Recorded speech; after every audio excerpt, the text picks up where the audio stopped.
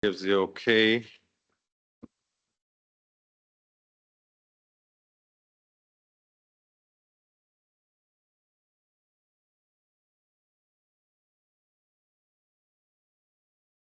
I guess Nikki has to give the okay before we actually get started. Good to go?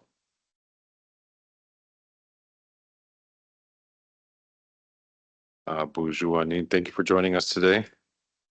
We'll call this meeting to order at 9:05 a.m. First, I'm going to turn it over to Vern. I remembered today, Vern, Miigwech.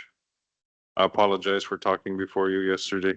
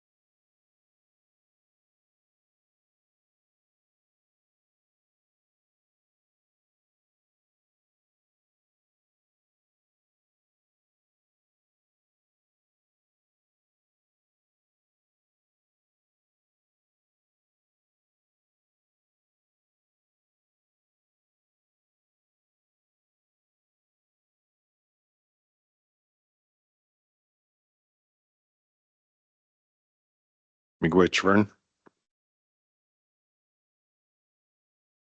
Nikki, can you take roll call? Carlos Hernandez, Here. David Morrison, Here.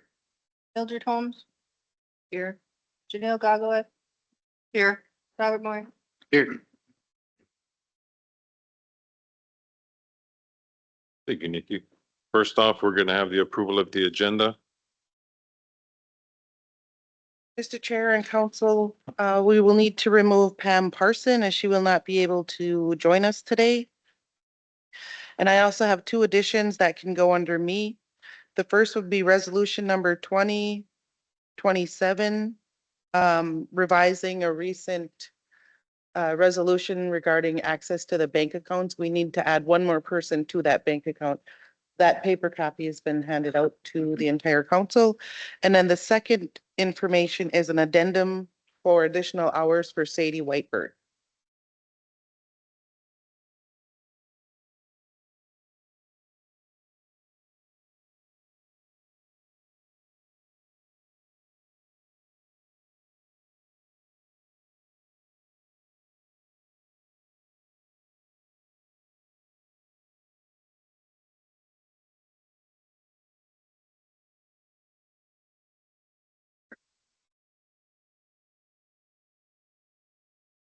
All right.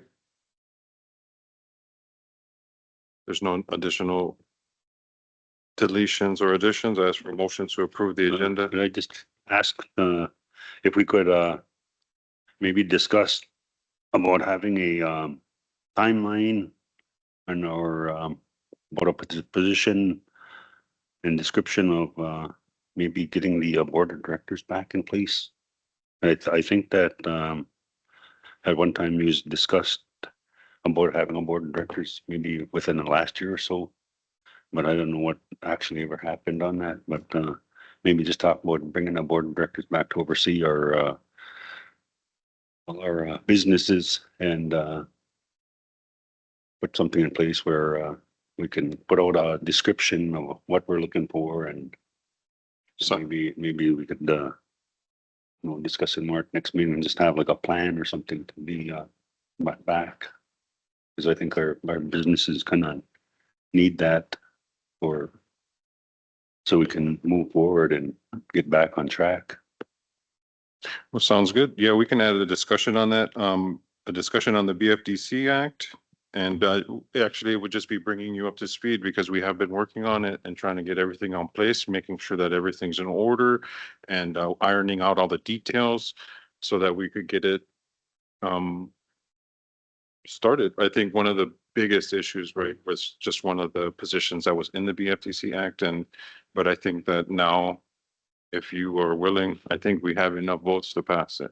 Because we did Okay. have just some questions before. Yes, yes, I think that's something that we could explore and get back on the agenda to move forward with that plan and idea because I know that while I was out campaigning, that was one of the biggest issues that people were concerned about our band businesses and how the operations were going. We're talking about bringing the board of directors back in place and so we could get that outside people from band members that are financial backgrounds and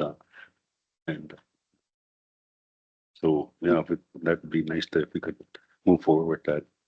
Yeah, we'll bring you up to speed and we're all on board and we do have the BFDC Act all ready to go. Just, just ironing out the details and we could probably start it next week, so. Okay, thank So you. we're pretty close, which, with the deletion of Pam Parson, we got 2 additions under Miranda and a discussion on the BFDC Act, which should be short because I think, discussed everything right there. We're pretty close. Ask for a motion to approve the agenda. Move. Moved by Janelle. Do I have a second? Second. Second by Dave. All in favor, say aye. Aye. Any opposed? Any silent? Motion carried. Next up is the approval of the meeting minutes for July 1st, 2026.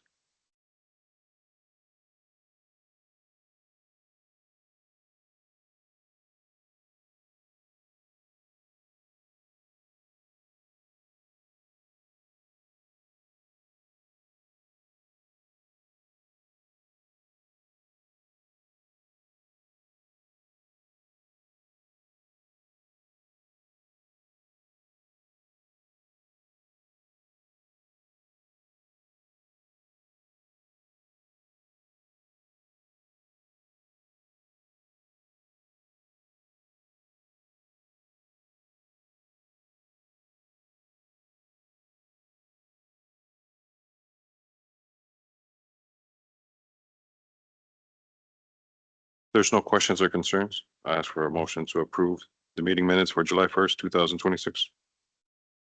Moved by Robert. Do I have a second? Second. Second by Janelle. All in favor, say aye. Aye. Any opposed? Any silent? Motion carried. Next up on the agenda, we have introduction of new employees. If we have any supervisors with new employees to introduce, come up at this time. I don't see anybody new in the audience. So we're going to move on to the next agenda item. And that is the consent agenda. Miranda, can you read the consent agenda for us today, please? Yes, under the consent agenda, all 4 of these items were approved with a vote of 4 in favor, 0 against, 0 silent. The first is letter A, request and authorization for credit cards. Letter B is council gifts for outgoing council members. Letter C, resolution number 14, 2027, remove Tara Geshick and appointing David C. Morrison Sr. as 401k trustee as newly seated secretary treasurer. And letter D, resolution number 15, 2027, submission of grant application for MNDOT 2027 Transit Operating Grant Program. And again, all of those were approved by a vote of 4 in favor, 0 against, 0 silent. I ask for a motion to approve the consent agenda as read. I'll move. Moved by Janelle. Do I have a second? Second. Second by Dave. All in favor, say aye. Aye. Any opposed? Any silent? Motion carried. Next up, we have Amy Mason. She's joining us in person today.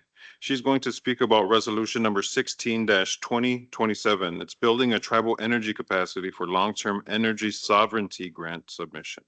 Seems like I described everything right.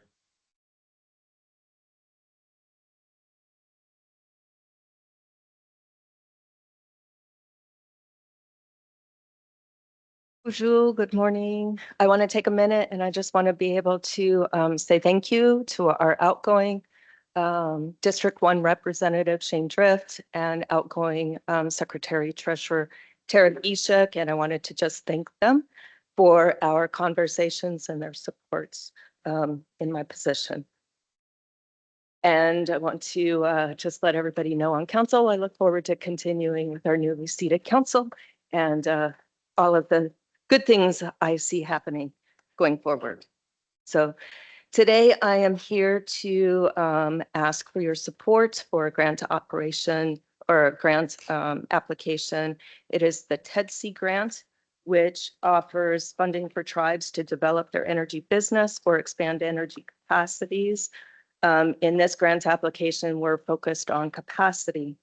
So our goals of this would be to strengthen organizational capacity to manage and develop energy resources, develop long-term departmental staffing and succession plans, identify workforce development and training pathways to support the projects, evaluate legal and governance structures to support tribal energy sovereignty, and determine feasibility and implementation requirements of establishing a tribal utility authority. So we've got a lot of different outcomes that we expect through that process, but those are the goals tied to the grant application.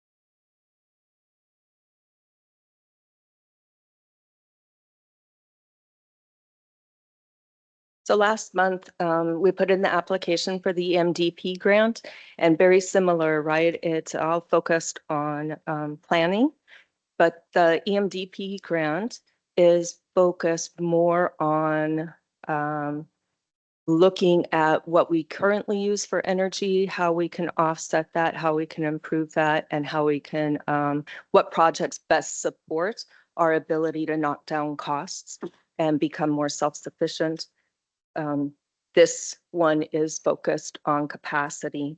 So the outcomes of this for those in the audience and listening to this, the outcomes for this grant would be to have a comprehensive energy department development plan, to have a tribal energy capacity roadmap, to have a multi-year staffing and workforce development strategy, training and certification roadmap for energy personnel, a TUA feasibility assessment and implementation recommendations, energy governance framework and organizational structure recommendations, funding and sustainability strategy for future energy department operations, and increased tribal capacity to support energy sovereignty, resilience, and self-determination.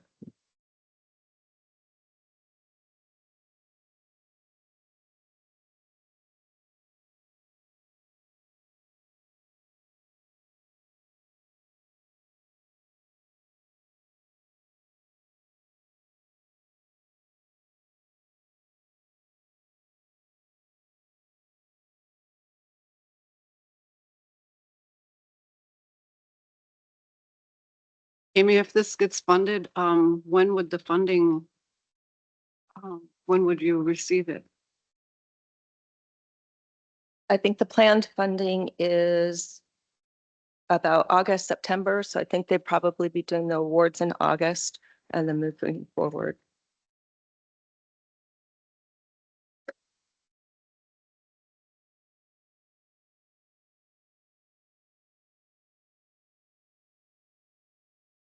If it, Amy, if it gets awarded, who would oversee the grant? You or? So the The grant, the way it is written is we would have a consultant assist with that because I've got Department one and I'm pulled in a lot of different directions. And so I'll be working with them to manage that grant. So, but I will have a team of people that are assisting in the work. So There wouldn't be no dollar amount to cover a salary or anything or for or something? Or- So for my portion of this, I think I have about 12.5% of my time and indirect costs are associated with that. Because with the EMDP grant, I think I have at least another 5% specifically dedicated to my portion of the work to kind of keep everything moving and to provide the information necessary to move the projects forward. Will this be shared with the directors to see if there's any assistance that they can give to the program or assistance that you can give to the different programs or?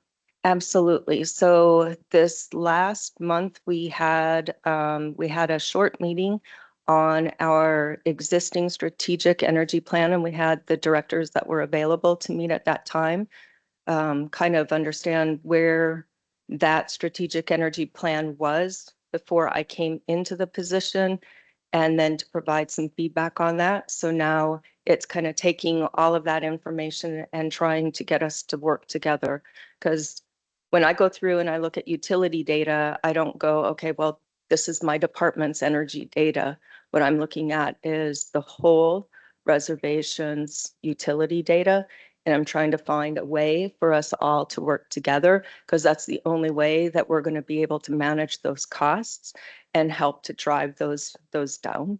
So I think the last 2 nights I've spent my time going through Lake Country Power's site and pulling energy data just to be able to support the grant application to understand what our current energy usage is. But that does not include our propane usage. And I know our propane usage is high as well. So but the end goal is that energy can't do this work by themselves because energy impacts all of us. So when we're looking at efficiencies, those are homes, those are businesses, those are government buildings, right? So it takes a team effort. And so especially when it comes to workforce development and training, obviously Vonda is going to be our go-to to be able to kind of work with her to understand, okay, what limitations might we have? Because the staffing plan only works when we have the right people that can speak to those areas. I won't have all of that knowledge on my own. So.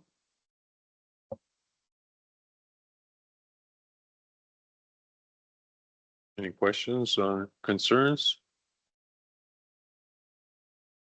Looks like it'd be beneficial for the rest to have the grant to lead us towards energy sovereignty. May I just say one more thing?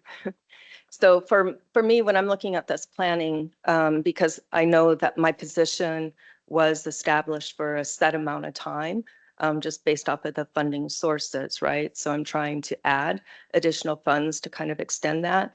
So my end goal really is to have plans that are in place that regardless of any shifts and any changes that might happen in my work, it allows Boys Fort to continue to move forward with a plan. So whether I'm in the position or I'm not in the position, how does Boys Fort move forward? So that's kind of the intent of these last 2 grant applications that you've seen.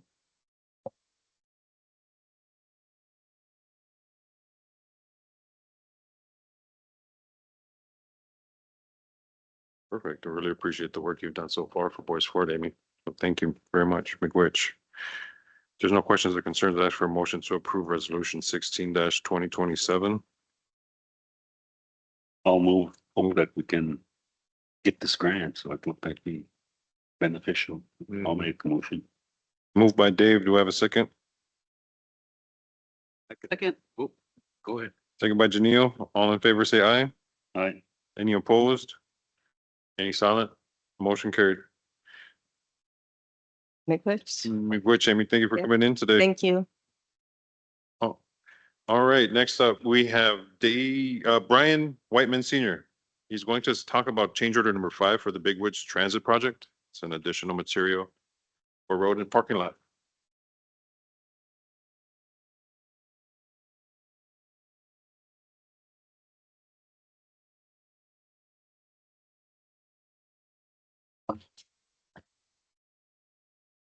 With addendum. Well, good morning, council. I'm here to present change order number 5 for the Big Woods Transit project.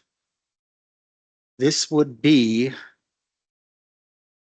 cut 1 foot of material and add 1 foot of sand to the road and the parking lot. And I'm requesting for the council approval and for Chairman Hernandez to sign today.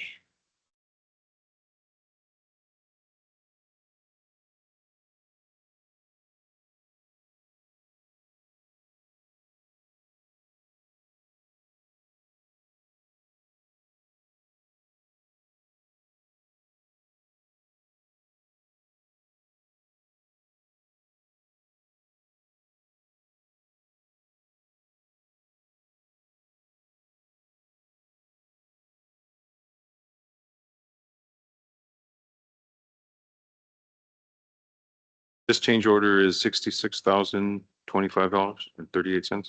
Yes.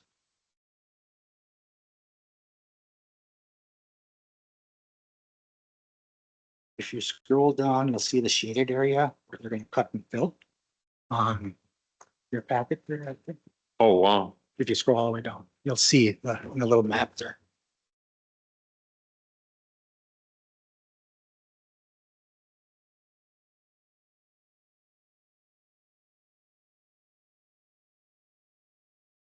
How's the project coming along otherwise? It's coming along pretty good. No big hiccups so far, you know, I mean. Some construction projects have that. Yeah, unexpected instances. But yeah, overall, this project's going pretty good.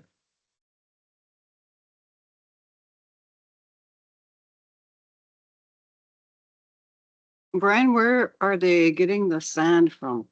That would be Sucker Pit, north side. The north one. Okay, do we own that pit? So do they, So actually they'll be they'll be buying the sand. from us. okay, all right, that's where I was Yeah. going. Okay.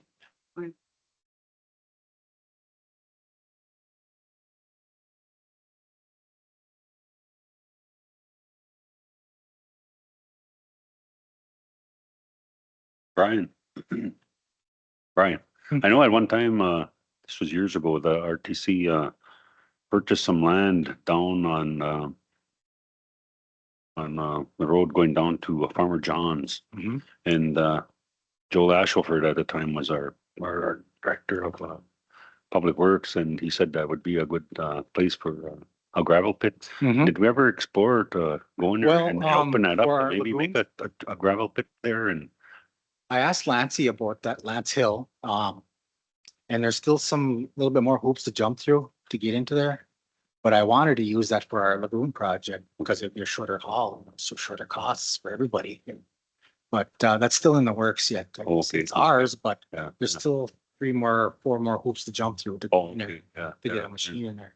yeah. I know we purchased that years ago and, Mhm. I don't think we ever moved forward on No, that it project or anything, but, that's something maybe we should look at in the future Yeah, to, yes, definitely. go forward with that, so we could make, another gravel pit that would Mhm. be closer to the village and so, but I know Sucker Pit Trail or Sucker Pit Gravel Pit it's not very far from us either, but that's something that we should think about, maybe exploring opening that pit up too, so. Okay, yes, yep.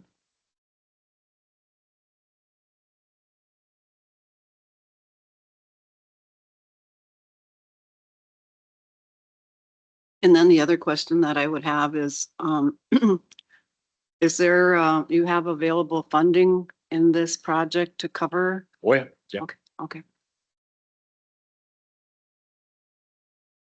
Yes, we do.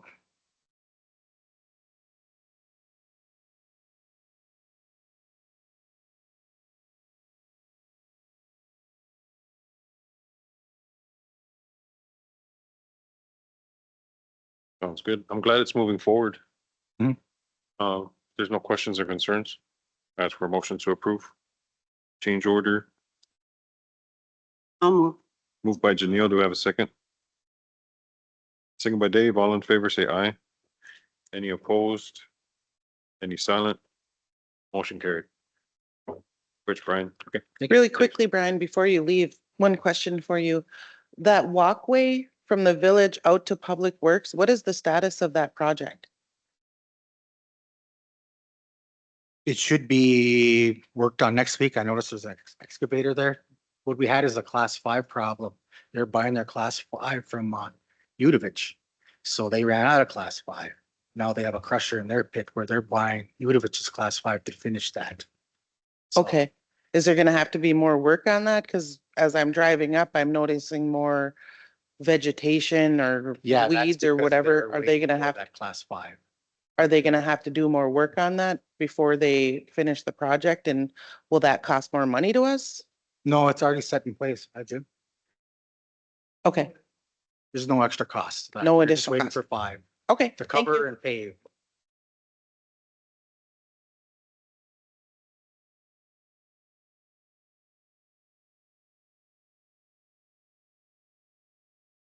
Big Witch. Mhm. Thanks, Brian. All right, next up, we have our donation committee recommendations. We have two, both to approve. First is going to be for the Great Lakes Area Tribal Health Board and the Native American Boarding School Healing Coalition. As for a motion to approve both recommendations. I'll move. Moved by Janelle. Do I have a second?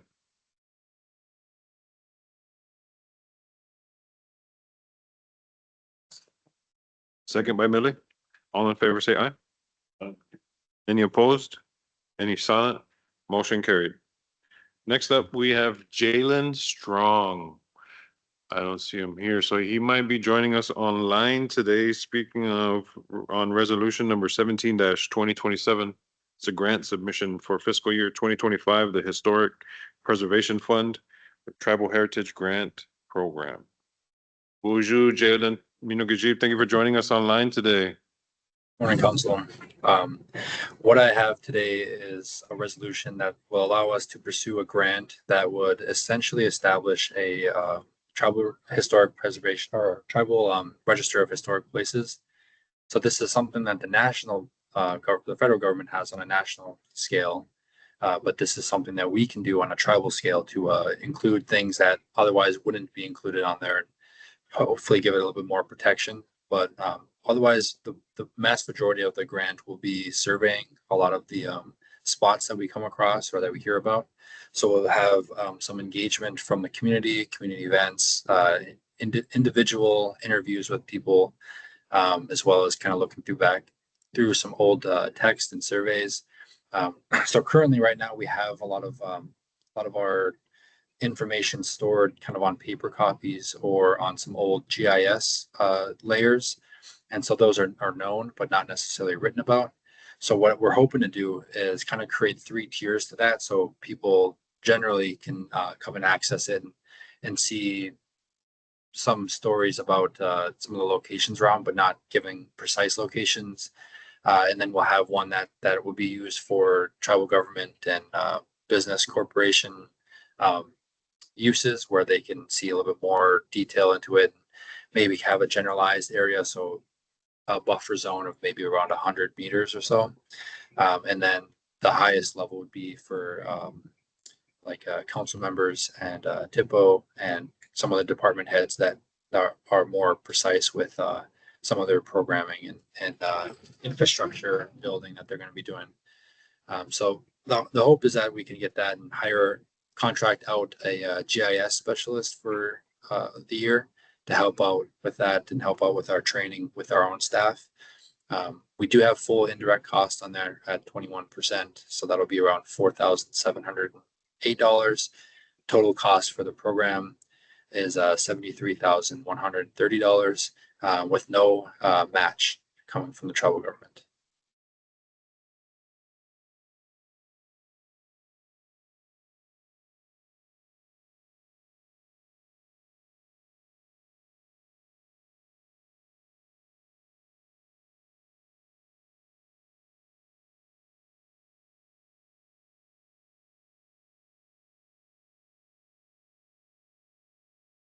It's looking good. I know, just to put something on your radar, Jalen, I know this doesn't have to do with this grant that you proposing right now, but I know I have to speak with Brian Whiteman about going out and starting to plot our cemeteries so that we can get our grave sites plotted within those cemeteries.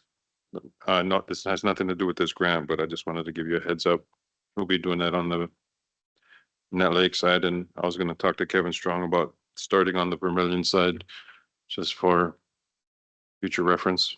But back to this grant, it's looking like a good submission for us. This grant will actually include part of that. So we're gonna hopefully hire or be able to buy kind of like a GPS coordinating system. And the hope is that we can actually go into the graves, to the cemeteries and mark exactly where folks are buried. And so then we can kind of map that out, but also include maybe current boundaries to where the cemeteries are.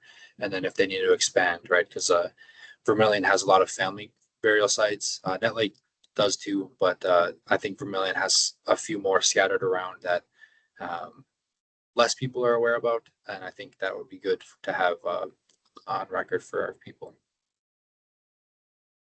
Perfect. I think this project or this grant lines up with what we were talking about this morning with Brian, and I look forward to it. So hopefully we can take advantage of the funds if it comes in and use a GIS position to be able to mark all these locations here. Jay. Jay. Yeah. Do you have a any documentation on where some of these grave sites are at now, or is there family members that can help you, assist you to, just give you information on where some of the, because then, like I said, I know that there is a lot of grave sites that are different places. And if you could talk or find out from elder band members that know where these sites are at, that where they could assist in helping locate or show you where them locations are at. Sure. We do have some things marked down within the Heritage Center, and that was part of the kind of transition from Bill Latati's retirement back in 2019. We went out for a few days and just went to different grave sites and burial sites. He talked about some of the family burials that were around. But it would be good to talk with individual family members and seeing if they remember specifically, because part of the thing with Bill was he knew that there were he would say, like, there's graves in this area. I can't remember who's buried there now, but I think it's so and so last name. So it would be good to talk with individual family members about spots that I'm not 100% sure of who's buried there, but more or less knowing that there's just grave sites in those areas. Okay. Okay. Thanks, Jay. I think that would be a very good project. At the last urban meeting we went to, we had quite a long discussion on the gravesite or the cemeteries, and a number of graves, not marked, and people not really knowing where their family members are buried. So I'm looking forward to going forward with this project, because I think it's something that we need to have in place as well. So that's just my comment on that. Getting back to the original paperwork that you submitted for your grant submittal, and you may have said it and I might have missed it, but when is this going to be due to apply for? This will be due on July 27th. If we get funded, it'll start December 1st of this year, and then will expire, I I think, November 30th of 2029. So we'll have a few years to spend down the funds. Okay, thank you. I have one question. Are you doing anything about that, Wake 'em Up Cemetery or that, Wake 'em Up Bay? Yes, I've been trying to get in contact with the owner for that. And she happened to break her hip like the day before I actually got in touch with her. So I decided to wait on that. But I do know who owns the land, and I do know that for the most part, trying to figure out a way to get in touch with them to ask about it, because I don't. She's relatively old, right? And her husband, that Musich is the last name, but her husband had passed away a few years ago. That land is currently held in a trust account within that family, so we might be able to talk about either getting that transferred over to Boys Fort, or I guess if it comes down to it, a way to purchase it. So right now we are aware of it.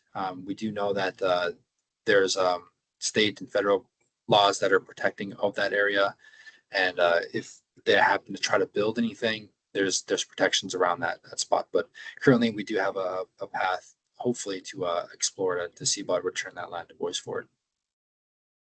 Okay, thanks. That's all I need to know.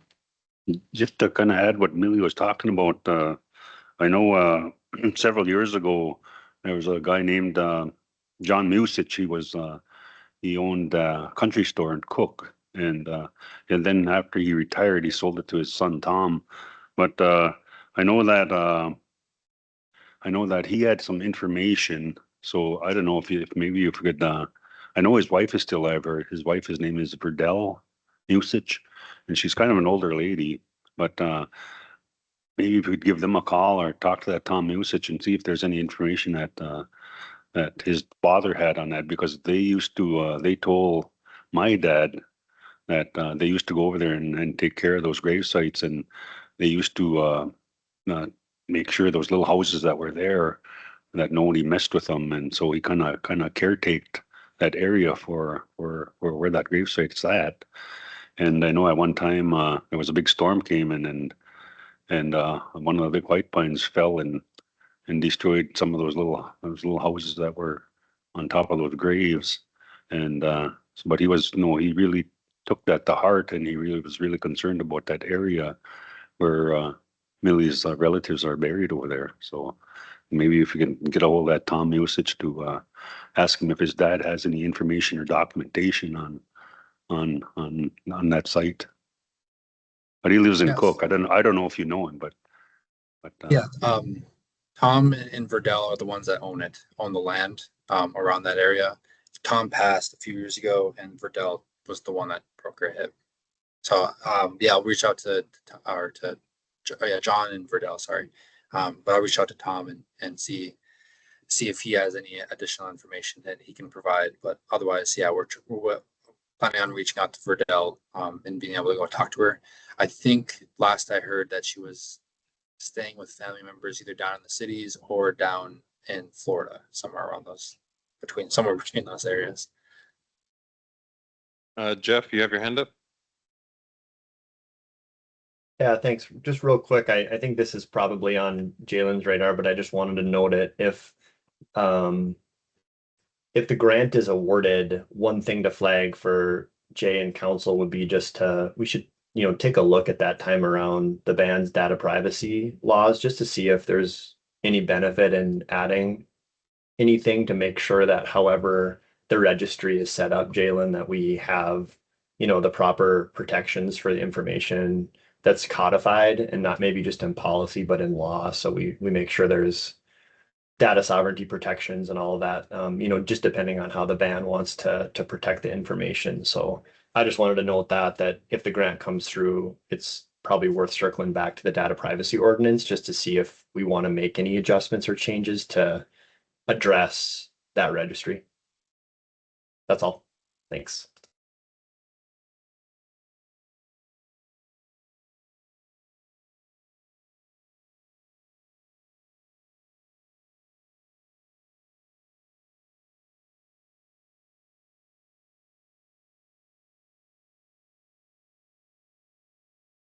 If there's no questions or concerns, I ask for a motion to approve grant submission. I'll make the motion. Motion by Millie. Do I have a second? Second, Question. Go ahead. Second by Janelle. All in favor, say aye. Aye. Any opposed? Any silent? Motion carried. Thank you, Jalen, for joining us today. Look forward to the work that this is gonna start. We're starting anyway, even without the grant. Miigwech, Jay.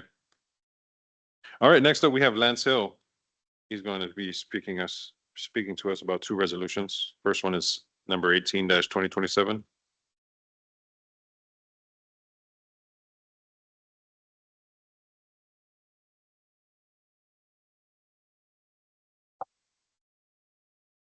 We're gonna take a break after Lance here, so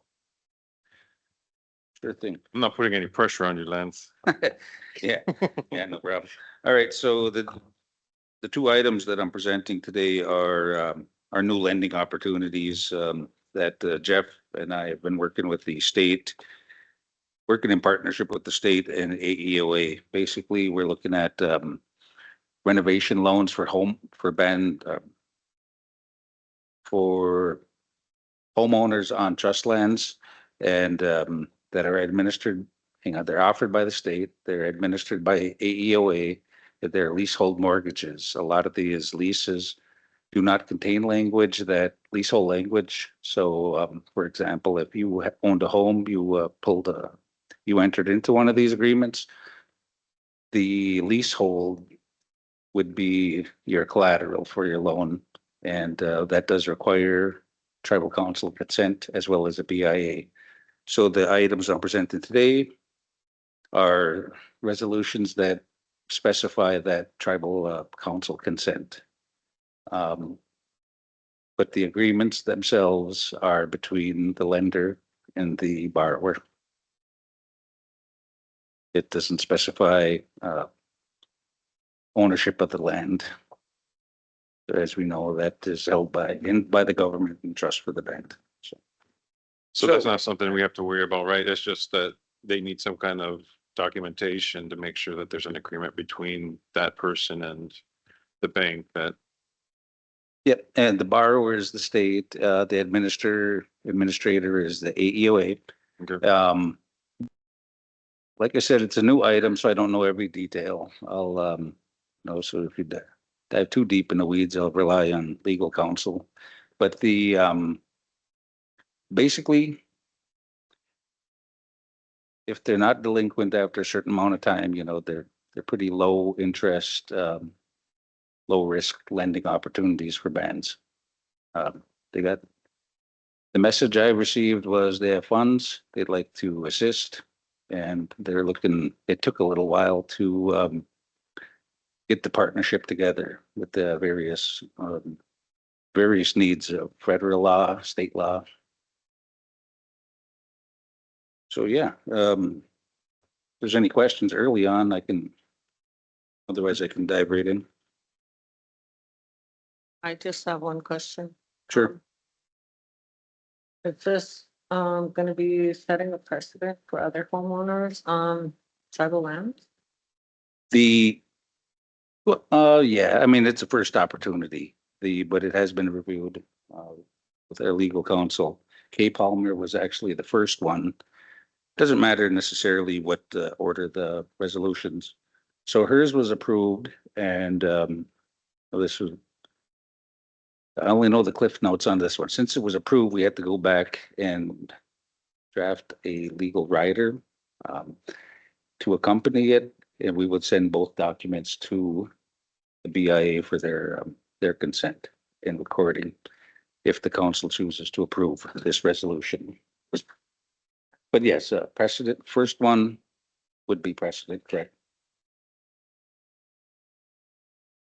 I think it kind of, I mean, does this just make sure that it's noticed to the people that are borrowing the money that this is our land?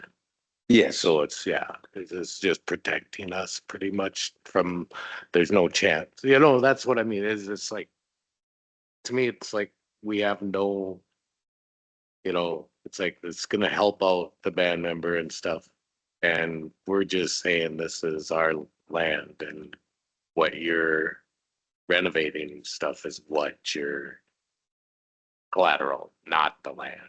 Yes, as far as I know, even the land lease, the lessee is well aware that they do not own the land. The band, it's held in trust for the benefit of the band, so the federal government actually owns, takes possession of the title or the patent. And something like this, they're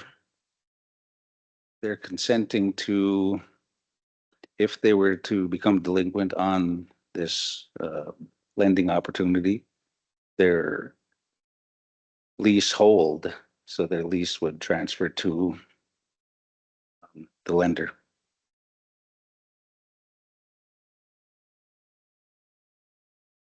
Yes, both parties. I believe this is well spelled out well before they were signed. The band, we do not take part in those negotiations. They are approved. They come our way, but these have been reviewed by our legal counsel. Still got a few kinks to iron out though. No, it seems good and I'd move to approve. I'll Okay. second because I'm a homeowner myself and would like. Sure. Okay, so I guess I'll just add a little context here. So I'm seeking approval for resolution 18-2027 for a leasehold mortgage with the Minnesota Home Finance, MHFS, sorry, and AEOA for Frank Wilburn Sr.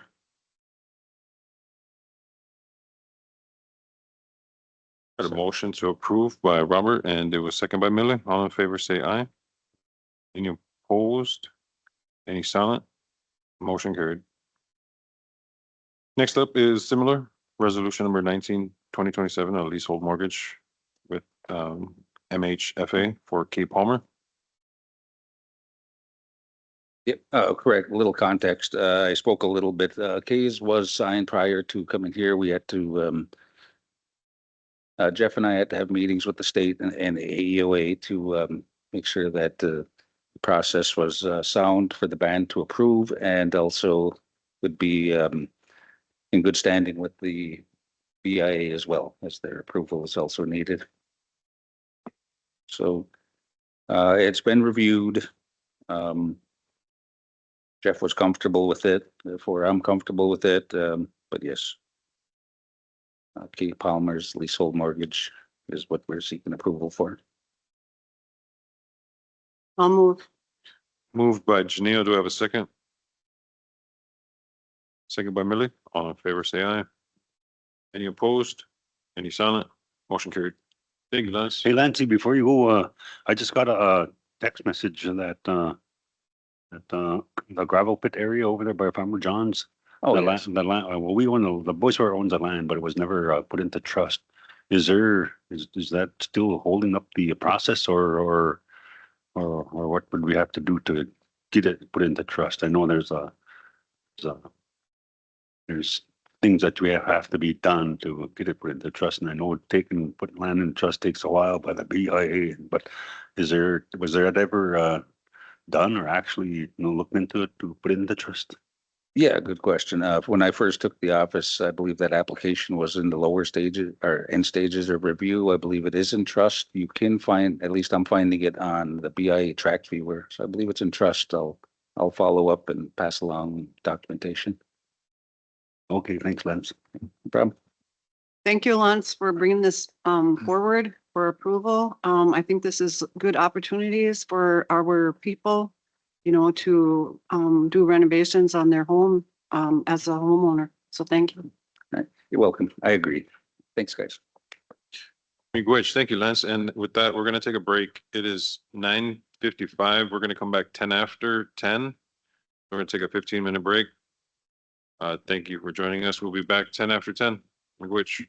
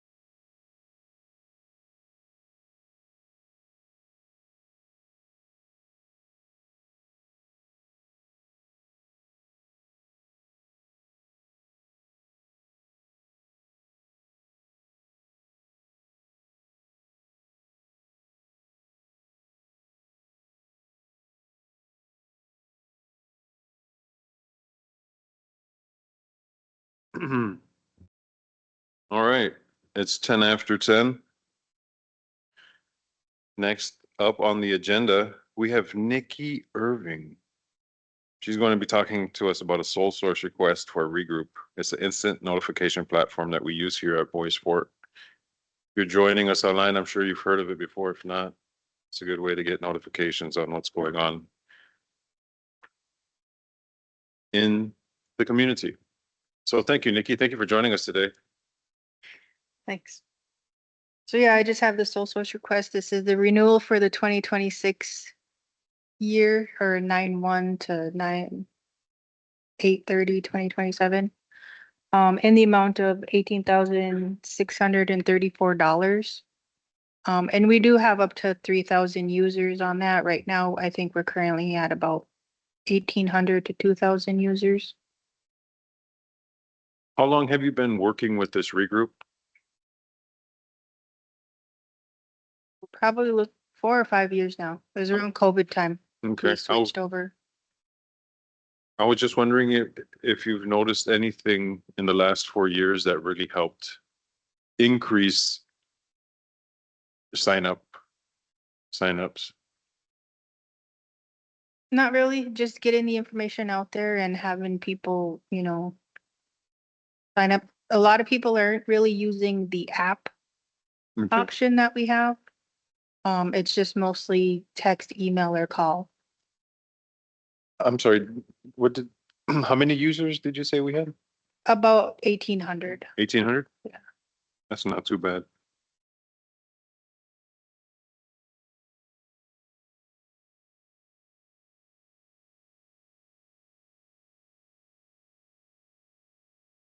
Yeah, they can sign up via, text, email, phone call, using the Regroup app. I believe there should be a link on the website. I know we've posted it on social media a few times. I can repost it again though. Perfect. Okay. If there's no questions or concerns, I ask for a motion to approve. I'll move. Moved by Janelle. Do we have a second? Second. Second by Robert. All in favor, say aye. Any opposed? Any silent? Motion carried. Thank you, Nikki. Next up, we have Simona Benner. She has 2 things to talk about today. Looks like an administrative service agreement with Berkeley Risk first. And the next one's a Gaween.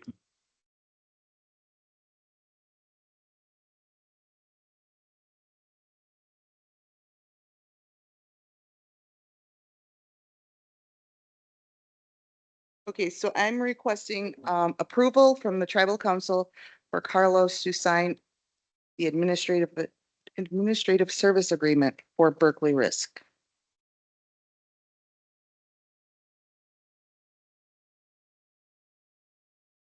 Workers' comp. And would this be a renewal? Was I previously the signer? Kevin Lacey was the last signer on it. Which, Wow, how often does this It's been a while since it's been updated. renewed, or so there was work put into it to make sure that everything is in there that needs to be in there? Yes, And now is this going to be another length of time, or will this be, it should come back next year. okay, thank you. It actually says under the term, this agreement will be effective January 1st, 2026. This agreement will automatically renew for a 1-year term at the conclusion of the initial period and annually thereafter unless terminated by either party in accordance with this article. Yes, I see that now. I didn't scroll down far enough. My mouth gets carried away, so I should look first, right? sounds good. I think it's beneficial that we change this over to my name. And I think we need to do some house cleaning and make sure, in 2 years and, if there's a transition, that everything gets out of my name if needed. So we should start looking at that now. Have we ever, I mean, how, How often do we have our employees had to use this program? Lot or no, or down, or what's the percentage or? It goes in spurts, I guess. I mean, we haven't had one in a little while. And then when there is like a accident, they have to go through a drug test and stuff before. I Yep. mean, after the accident or whatever, so Yep. just to make sure, follow up and make sure that there's nothing in their system or Yes. that caused that. Okay, that's just wondering. So just for council's information, historically, before we put that into place where an employee who filed for a workers' comp claim needed to go through the drug and alcohol testing procedure, the claims, we had a lot more claims. And once we put that drug and alcohol test into place with filing of a claim, the claims dropped. Yeah. Buju, Jeff, I see you popped up. Did you have something to add there? Oh, I was just gonna mention that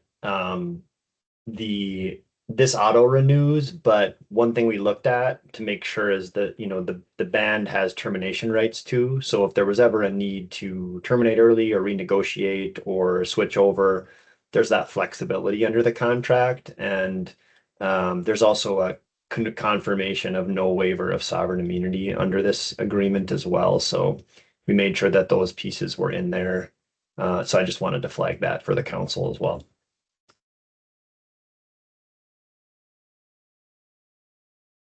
Which? There's no questions or concerns. I ask for a motion to approve. I'll move. Moved by Janelle. Do I have a second? Second by Dave. All in favor, say aye. Any opposed? Any silent? Motion carried. Next item is a request and authorization for a credit card for the HR department. That's why he said it was denied. And I'm sure we have a policy in place for credit card use policy. Yes, a credit card hasn't been in HR since 2019. There, right? 'Cause Miranda had one before she left the HR department in 2019, and then we never got one back. No, there was. So I had an initial credit card and when I left in 2019. And then there was another HR director with a credit card. And when I came back to HR, I had another credit card until May of 2025. And I canceled that one when. 2024. Yeah. So there hasn't been one since then.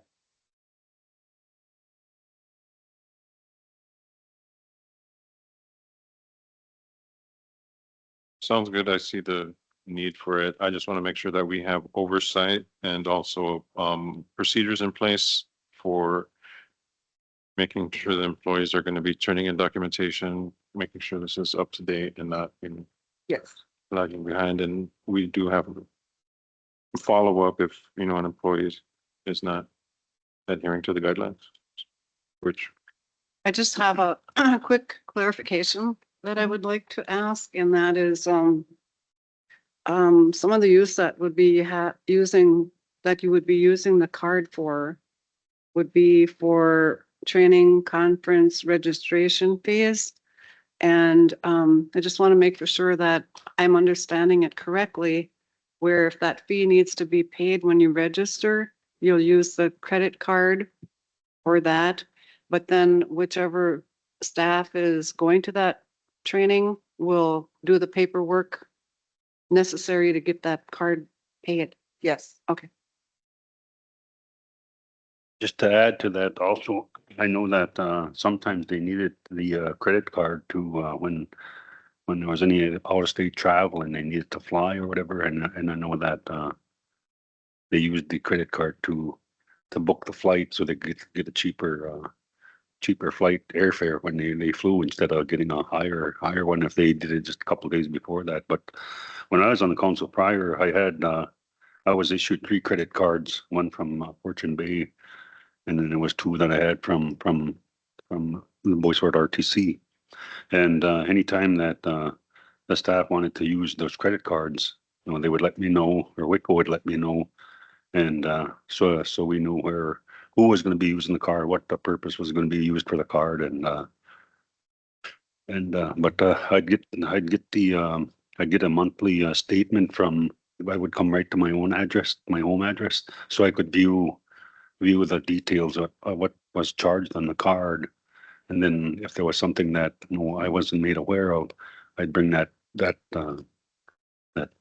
paperwork forward, and I turn it into Kim right away and find out where the charge came from, what was the purpose of the charge, and then after when I got off RTC 4 years ago, I turned all the credit cards back in, and I asked them to immediately terminate the credit card because I didn't want to be held responsible for any charges after I left the office, and so that's what they did, because I made sure that they canceled those cards, because like I said, I didn't want to be held responsible for any charges after that. So it was a good policy and that we had in place at that time. And so I think this will just kind of make the policy a little bit stronger and give it some more strength.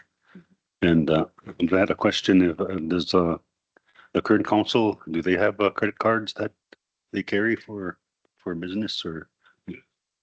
We just at the last meeting approved for yourself and I and the executive director to have credit cards.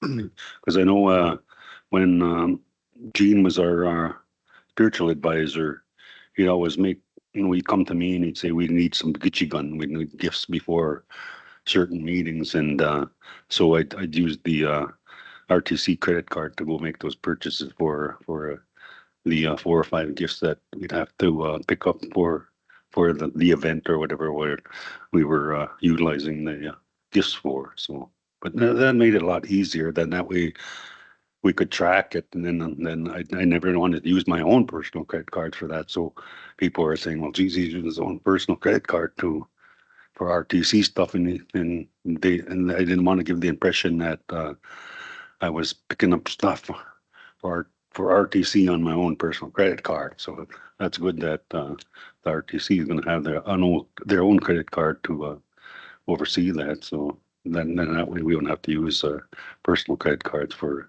those kind of purchases. I know the previous treasurer was the only one with it, or her and the CFO had a credit card, and there was times when purchases needed to be made and the CFO would use the credit card. And then when she wasn't here, then Tara would be the backup person so that there was a credit card around. We had discussion as council and knew that there's going to be times when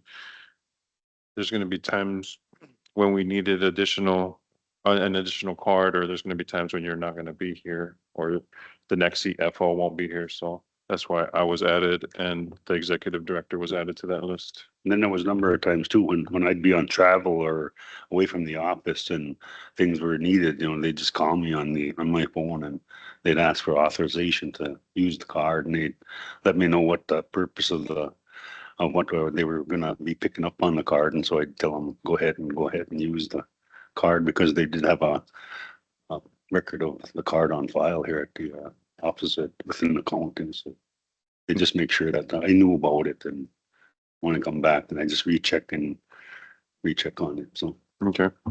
Hopefully with the additional credit cards, we don't have to just rely on one person doing it. So I just have another question. Is there a credit limit on the card? There will be, yes. Okay. A little bit more information with Dave's comments and Carlos's comments. The credit card procedure now is we are going to move, because previously when the CFO had the credit card, anyone could come in and they would work with accounting staff to charge on that card. I think at sometimes the card number was given to people to enter into their own laptop or desktop for different things. And that got to be a mess because then there were unauthorized charges, because if your laptop saves your credit card number for future purchases. So there was a number of times the card had to be canceled because of fraudulent charges. And so now we have to follow the procurement procedure. So if you're going to charge on a credit card, you have to complete a requisition and get a purchase order for that purchase. You can then make the purchase with the credit card, but the individuals now will need to go to the person with the credit card, and they will then put in the credit card number, get the receipt, make sure you're, getting all of the information for that credit card. And then a check request has to be processed. So it should be very rare where a credit card is used without following that procedure, because those are our policies and procedures approved by council for the tribal government. So there are going to be more credit cards. The individuals to whom the credit card is issued to, has a lot of responsibility. Whereas if those charges are not reconciled, it's going to come out of that cardholder's payroll. Like, we're not going to mess around and, have cards maxed out and charges not paid. And so it's really a lot of responsibility on the cardholder to ensure that things are being paid, those credit card numbers are being watched very closely.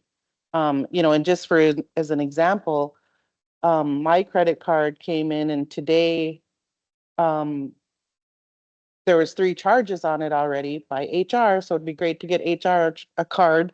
But I also have an appointment with another department tomorrow because they need to use a credit card to make purchases.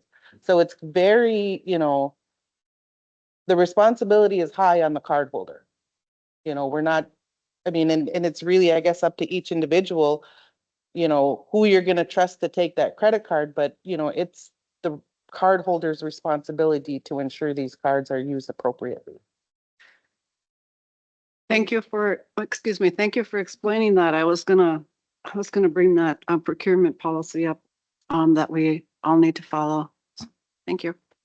Yeah, just to add to that too, and I know anytime I used the RTC credit cards, I get the receipts back to accounting as soon as possible, and then write on the receipt itself what the purchase was made for, whether it was getting gifts or whether it was purchasing different things that was needed for the offices here. So I made sure that those were turned in, and I wouldn't put those receipts in an interdepartment envelope or anything like that and get it to whoever it had to go. I would hand carry that receipt to the accounting staff, so I knew that accounting staff had that receipt when I gave it to them, and I didn't want it to just be sitting in their office envelope in somebody's mailbox. So I just hand carry the receipt to make sure that they had that. So that's just the way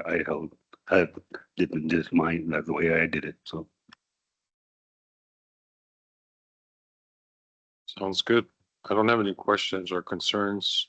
I do believe it's useful. We just need to make sure that we have oversight so that if we don't have any abuse or, abuse basically, which You just have HR department on there, but it's going to be issued. Yeah. ask for a motion to approve the request and authorization for credit card for the HR department. I'll move. Moved by Janelle. Do I have a second? Second by Millie. All in favor, say aye. Any opposed? Any silent? Motion carried. Thank you, Simona. Next up, we have Terry Morrison. She's coming in to speak about the Senior Community Services Employment Program, the hose agency agreement.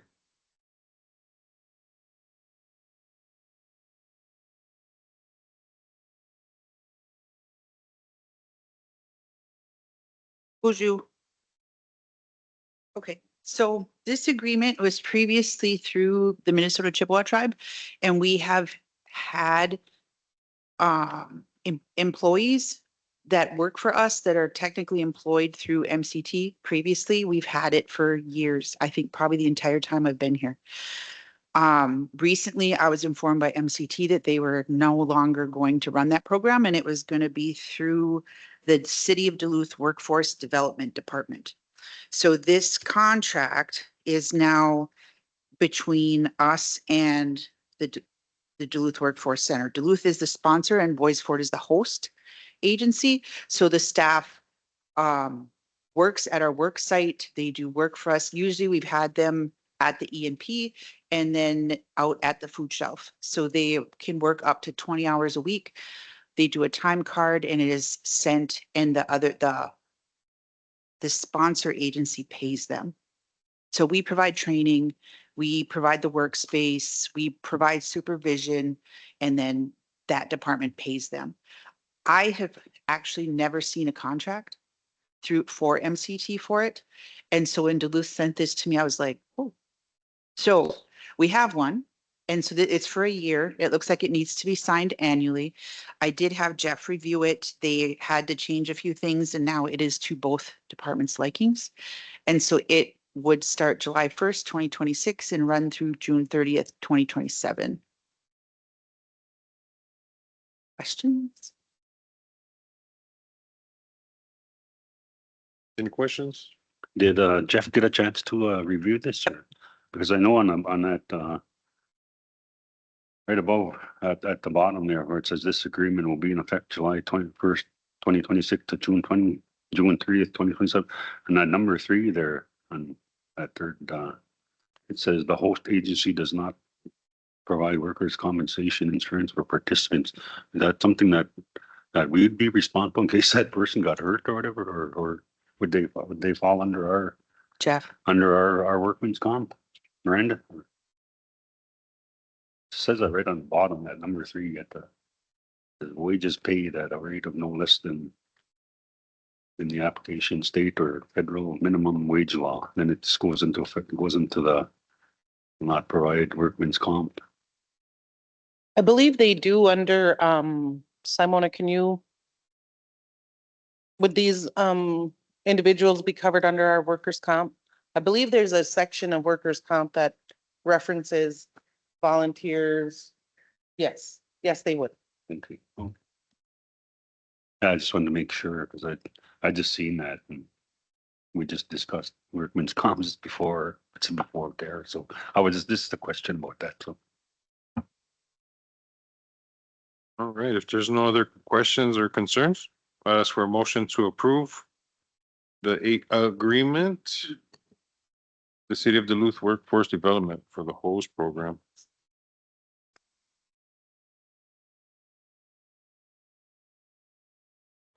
Moved by Robert. Do I have a second? Second by Dave. All in favor, say aye. Any opposed? Any silent? Motion carried. McWitch, Terry, thank you for coming in. All right, next up, Miranda has a few items. And first up is the DSGW request to claim tax credits on 4 projects. We had a request come to the tribal council meeting about 4 meetings ago. DSGW, and I believe Eric Wedge is online with us to answer any questions for council. This was presented to council, like I said, a few meetings ago. It was tabled at that point. We set up a meeting between council, DSGW, those directors who the requests were made to. We had a meeting. It was decided at the meeting, yes, we would allow them to claim the 179D tax credits. It never came back to the RTC for formal approval. And so here it is today. Eric, do you want to give a quick summary of the request, the process? We have 2 new council members on council today and who were not involved with this discussion previously. So if you could give us a quick explanation, that would be much appreciated. McWitch. Yes, what is 179? It's a federal tax incentive put out by the IRS to encourage design professionals and construction contractors to design energy efficient commercial buildings. Through this program, they provide a tax deduction on energy saved by the building for the building's lighting, the HVAC, and the building envelope, basically the exterior walls, the insulation. Why am I asking for this deduction today? It's because tribal governments and their entities are sovereign and they are tax exempt. The tribe cannot utilize this federal tax deduction. However, to ensure that the incentive for energy efficient design still exists on public and tribal projects, the IRS allows design professionals to take this 179 tax deduction. There is zero cost to the tribe. This doesn't cost the tribe any money. There is no tax impact to the tribe. It does not affect the tribe's tax exempt status or create any tax liability. And there's no audit risk to the tribe. The liability for claiming this deduction falls entirely on DSGW. We currently have other tribes that we are working with that have allowed us to do this.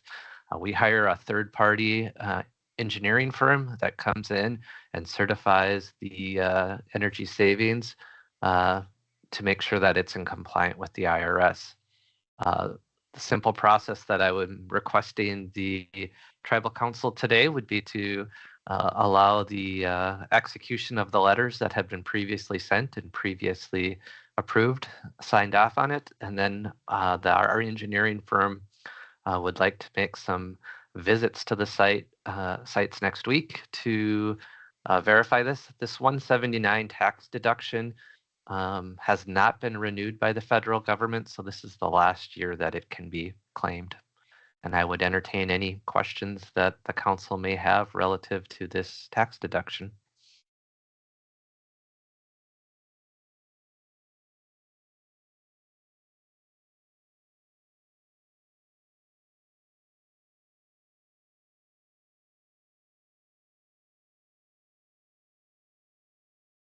Eric, for the benefit of the, everyone in attendance here, could you just name the 4 projects that you're talking about, please? Thank you.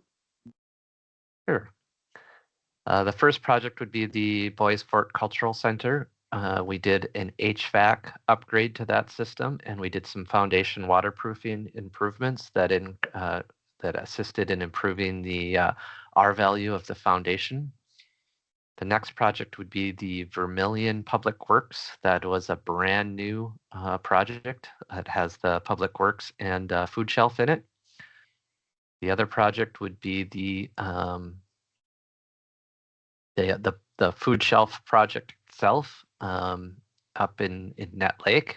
We did a complete HVAC replacement of that.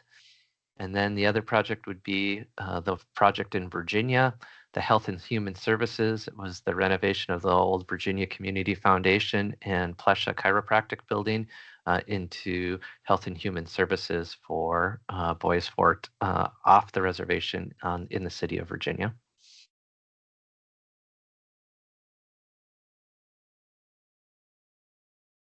Thank you.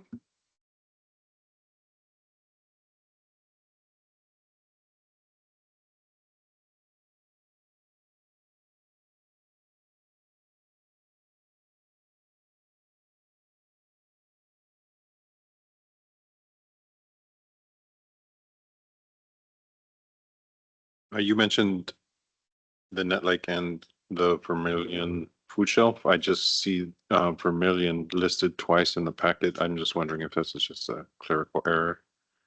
I think it should be a clerical error. Boys Fort Cultural Center, Vermilion Public Works, Net Lake Food Shelf, and Boys Fort Health and Human Services. I think the communication challenges. The Vermilion Public Works also houses the Vermilion Food Shelf.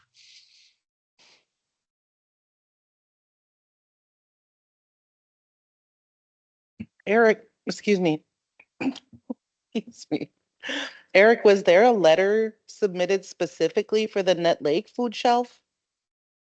There should have been. Let me just go back in my file here. I Okay, apologize. it looks like we have two letters and they both reference Boys Ford Vermillion Public Works / food shelf facility. Yeah, I'm gonna Something- open. I just think want to we're- open them both. I want to open them both up because one might be just labeled wrong.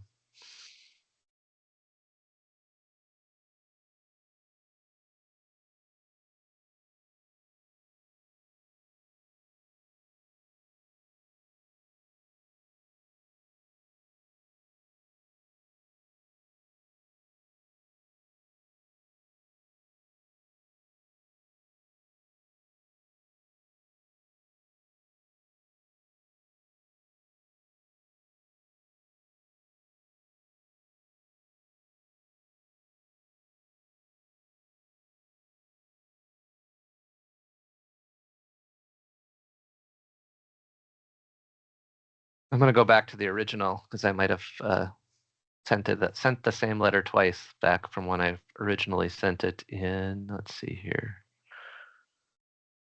Oh, I sent that April 15th. So let me look back in my file.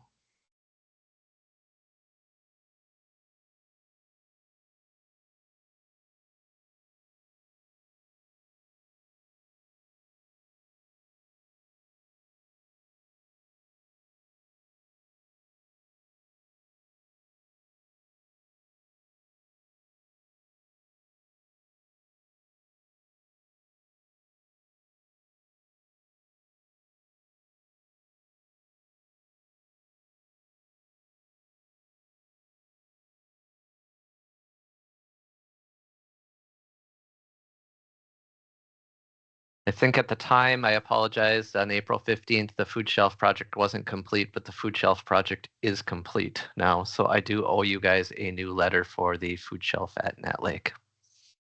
The original letter from April 15th said the Cultural Center, Vermillion Public Works, and Health and Human Services. Can you provide the information for the food shelf by itself? The Yes. information that's located on the other letters? Correct, yes.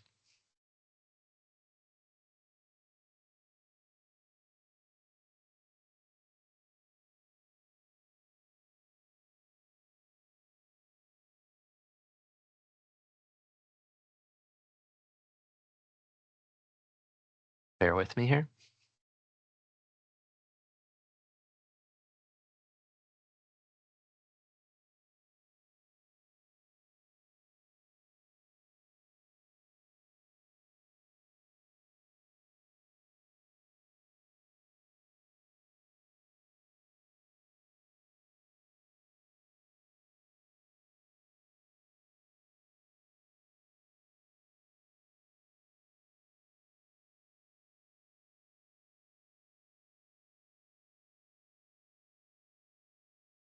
The total amount on the food shelf, the letters would all be the same as what you have in your packet, except for the last page.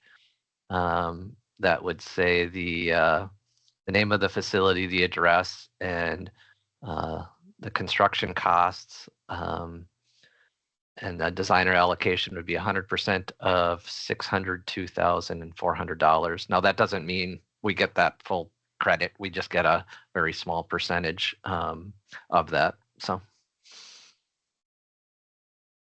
and since we didn't do any exterior improvements, it'd probably be about $1 a square foot per the mechanical systems that were replaced.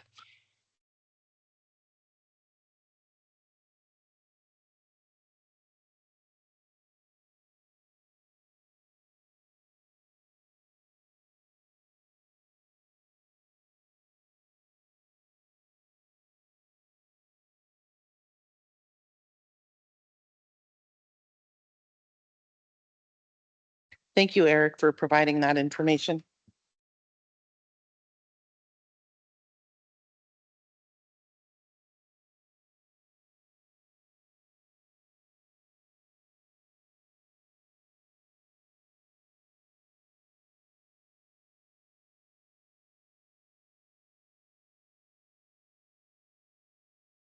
And so a question I have is like, so for the Boys Fort Vermillion Public Works Food Shelf Facility, date of service was 5/25 and the cost of property was 4.3 million.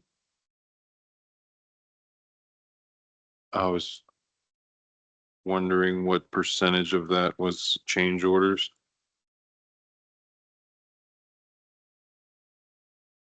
I can tell you in just a minute.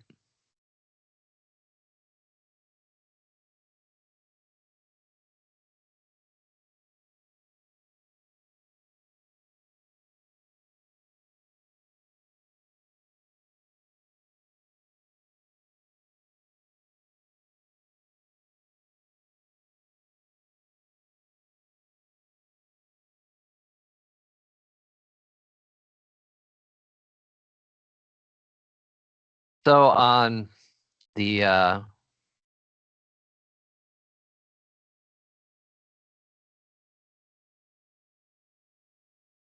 Boys Fort Vermillion Public Works and Food Shelf Project, the original contract sum was 4,346,400. We did have a change order. We had two change orders on that project, one for $3,019. We had another change order on that project for a negative 17,600. So the change orders there were negative 14,481. And I could provide that to you guys by the certified payroll reports or the certified pay applications that are on file in in the accounting office.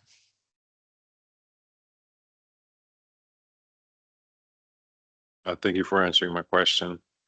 One of my major concerns was that these change orders were going to be mostly positive, right? So I was concerned about, being sold a service, and then having these change orders increase the price, and then, then having you come back a year later and getting a deduction on your taxes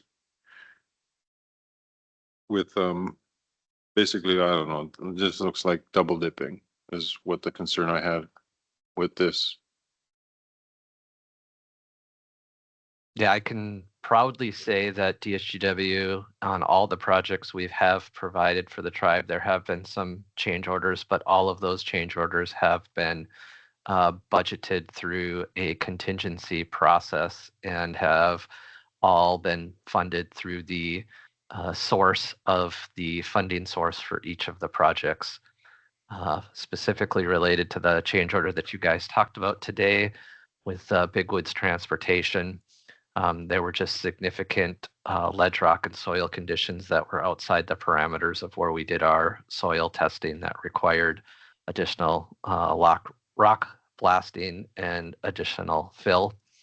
Again, as Brian Whiteman said earlier today, all of those change orders have been fully funded through the source and were budgeted for, as we strongly recommend in the risky environment of soils and construction that the tribe carry a contingency, and that was carried in all of these projects budgeted for unforeseen conditions.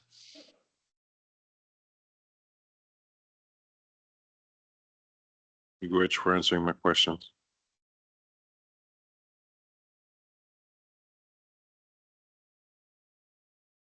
Does council have any comments or concerns?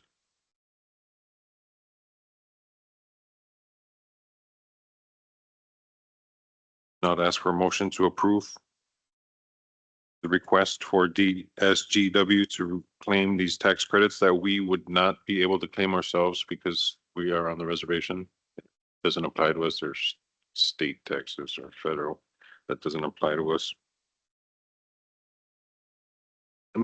Moved by Robert. Do I have a second? Second. A second by Janelle. All in favor, say aye. Any opposed? Any silent? Motion carried. Thank you, Eric, for joining us today. Miigwech, thanks for having me. Next on the agenda is the selection of vice chairperson. And I believe this process is, correct me if I'm wrong, Nikki, council members nominate for the vice chair of the district seats.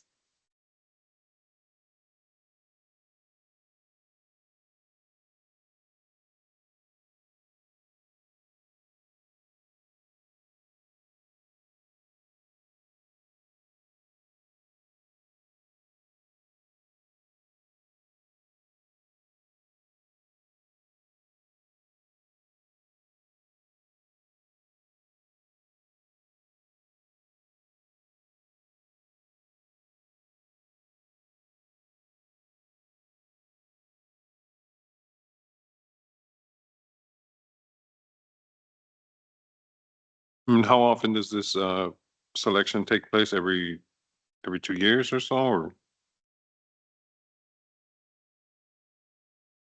Yeah, pretty much after every election. Okay. Who all is a part of the nomination? The district seats. Just. Yep. Just the 3 district reps.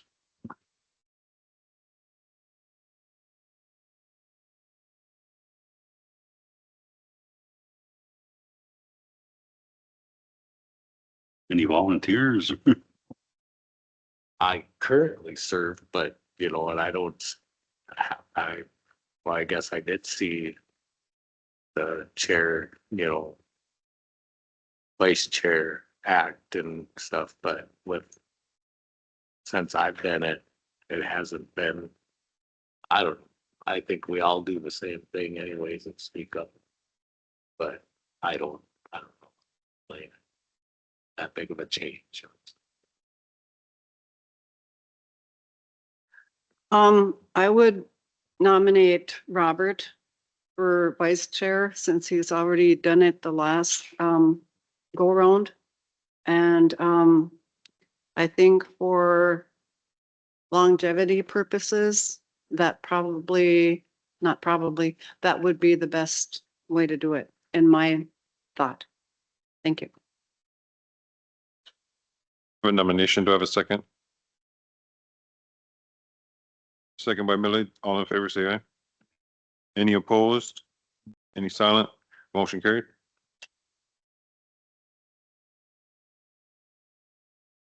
Next up, we have an appointment of TEC subcommittees. So at the MCT, there's a few subcommittees, and in order for us to get the information out there, prefer to have, you know, council members, all the council members sitting on a subcommittee instead of just having like me just go and sit on everything. And it's a good way to network, have everybody, all the council show up, sit on the subcommittees for the MCT. I think we do have a couple openings, There's a legislative committee, legislative. housing and financial subcommittee, committee, and then natural resources, right? Yes, sir. And they're just the 4, right? Or is there a new one? No? I believe it's just four, and then the TEC, which you and I will sit on. You and I are on the TEC. I served on the council before. I sat on the legislative committee all the time I was there. Okay. The other committees are made up of, you know, whatever district rep wanted to sit on them, but like I said, you know, don't. Sounds good. Or if you, whatever you'd like to sit on, whatever board you'd like to sit on. I know the financial board, I'd probably prefer that you sit on so that you know what's going on. And It's my understanding that the secretary treasurer sits on the legislative board. okay, so he's already there. I think we still need to nominate and appoint Okay. him to that, but Okay, previously it was a district rep, I believe, and come to find out from MCT that no, it should be the secretary treasurer chair on that subcommittee. okay. And right now, I would like to go on to, if I could, go on to the Finance Corporation committee. Okay. Sounds good. I leaves natural resources and I prefer the education. I was waiting to ask the notes. You were you're gonna ask me what? What you were already on. Oh, I was on the Natural Resources Environmental Committee, but I would like to do the Finance Corporation meeting. Well, I would like to do the education. Yeah, I would do natural resources again. That was where I worked it. oh, really? Oh, perfect. So does that look like everything's filled up right there?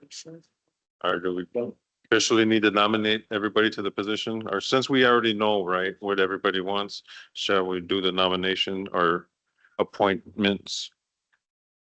Yes, we can do the official nomination and appointments. Amy?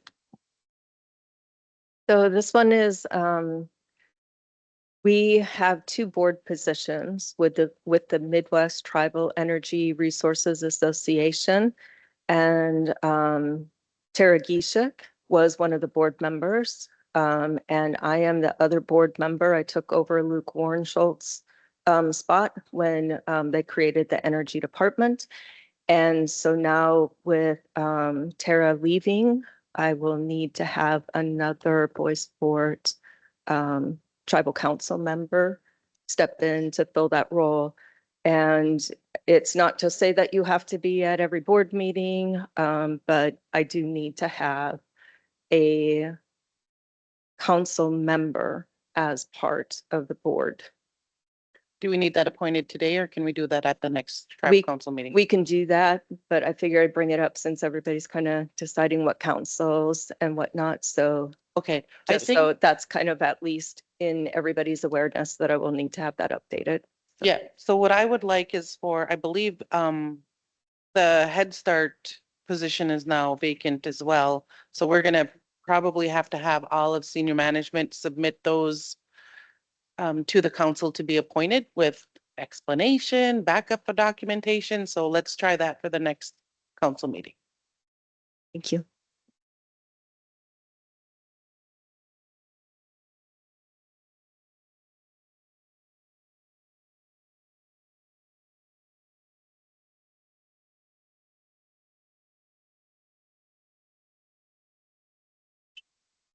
So for education and nominate Millie Holmes to represent Boysport.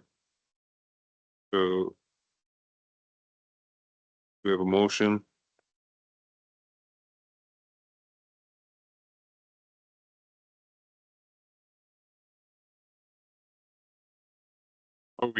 You think we're good? Do we need motions or? My thought is we need official action for each one, just so it's recorded in the minute. Oh, what's up, Jeff? Yeah. Jeff, help. Did my face pop up on your screen Yeah. and scare everyone? No, I'm just kidding. I would take a vote, yeah, just so you have it in the minutes for each of the appointments. Sounds good.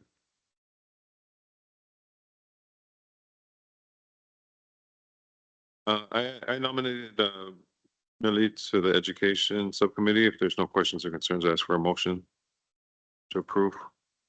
Move. Moved by Janelle. Do I have a second? Second by Dave. All in favor, say aye. Any opposed? Any silent? Motion carried. Next up, we have the Finance Corporation, or nominate Janelle Cogalai to represent Boys Fort. There's no questions or concerns. I ask for a motion to approve. Almost. Moved by Millie. Do I have a second? Second by Dave. All in favor, say aye. Any opposed? Any silent? Motion carried. Next up, I nominate Robert to the Natural Resources Subcommittee. If there's no questions or concerns, I ask for a motion to approve. Move. Moved by Janelle. Second by Dave. All in favor, say aye. Any opposed? Any silent? Motion carried. And last, we're going to appoint Dave. I ask for a nomination for Dave to sit on the Legislative Subcommittee? There's no questions or concerns. I ask for a motion to approve. Move. Moved by Janelle. Do I have a second? Second by Millie. All in favor, say aye. Any opposed? Any silent? Motion carried. Next up, we have resolution number 2027. And that's going to be adding, would it be Mary Bartle? Or- Yes. Council did approve previous, just very recently, updates to our resolutions for our banking institutions to allow additional access to those.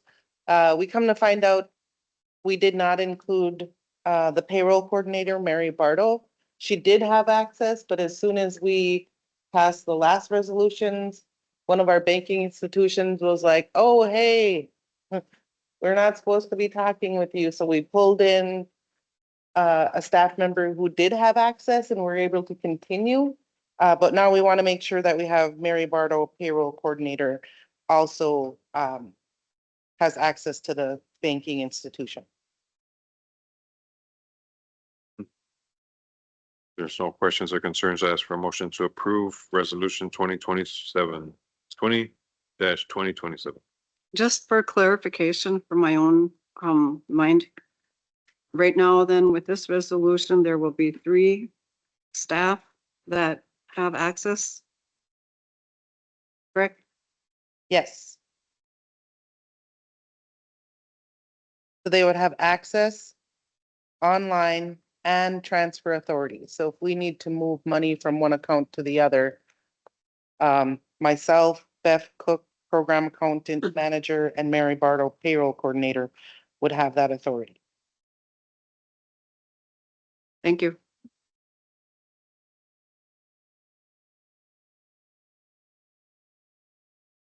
I have a question. Before you move any money, do you talk to anybody on the council about it?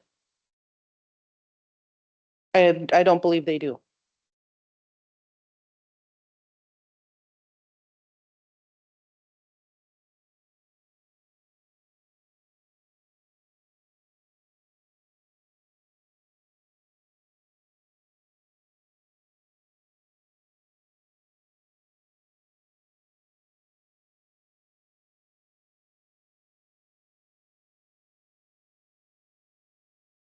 Which was the relative resolution that was previously passed that we're adjusting?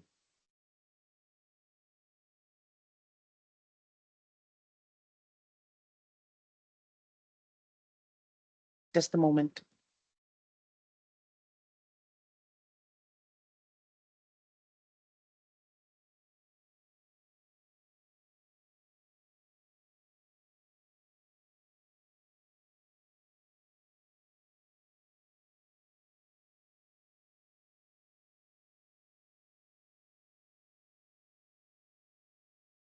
Is Jeff still on the line or? So the previous resolution was number 3-2027. There are a number of resolutions regarding banking. Okay. I just had a question for Jeff. Jeff, would this, with this resolution is passed, would this take any authority or from Chairman Hernandez or myself, or would we be didn't, I don't know, electing our yes. terms? Right. No, I think I understand the question. So the other resolutions that council passed previously were about signatory authority, which has always been with the chairperson and the secretary treasurer. So that stays the same. Any action needed on the bank accounts that requires a signature would still be limited to you and the chairman. This resolution is more the administrative access. So being able to see account balances and make transfers, maybe relative to payroll or grants or things like that. And then, I added language in this resolution that made it clear that it's not approving these individuals to approve expenditures or anything. That's still done per Boys for policy. It's about administrative access to the accounts themselves to kind of manage the day-to-day. Okay, Does that answer your question? yeah, yes. Okay. And correction, the previous resolution number was 13/2027. Okay, I was wondering, well, hoping it wasn't 3. Why are you trying to, no, I'm just kidding. And I added language in this to, that says it's effective immediately and in place of any existing authorizations. So that's kind of a way of superseding that prior resolution. So this will be the kind of the new standard resolution until council were to adopt something different. Perfect. There's no questions or concerns on my end. There's council has any comments or concerns? If not, ask for a motion to approve resolution 20-2027. I'll move. Moved by Janelle. Do I have a second? Second by Millie. All in favor, say aye. Any opposed? Any silent? Motion carried. Next up is an addendum for additional hours. Yep, so the last item I have is an addendum to the independent services contract for Cannabis Regulatory Commission Director Sadie Whitebird. This is the 5th amendment. This agreement shall not exceed $60,000, provided the RTC may authorize additional amounts of its discretion. So we have Sadie Whitebird as our Cannabis Regulatory Commission Director. We have begun discussions on training, actual commission and things like that. We're not very far with those discussions, but Sadie is doing work for us and she was low on hours and we would like to be able to continue that with her, pay her for some hours that she worked when the previous addendum ran out, asking for council approval.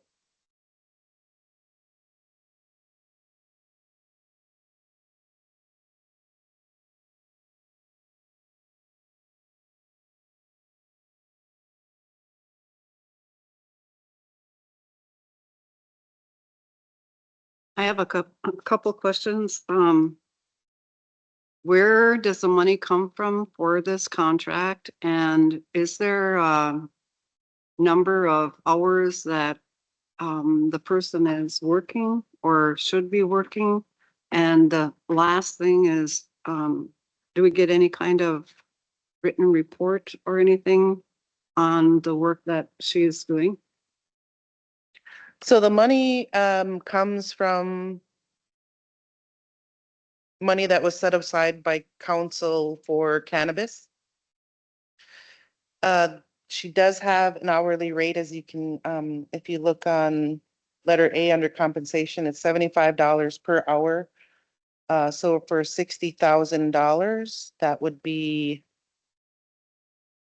800 hours.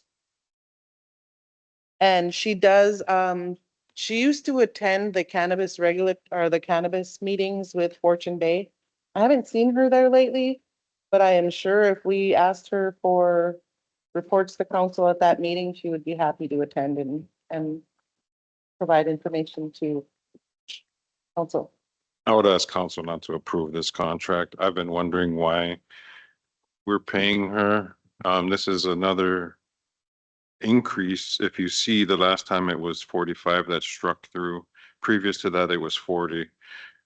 So I had jumped on and we approved that 45 and she's asking for more, saying that she's low on hours, but what has she produced in this last year? I haven't seen her once and I've seen 2 emails from her, but 45,000 for 2 emails.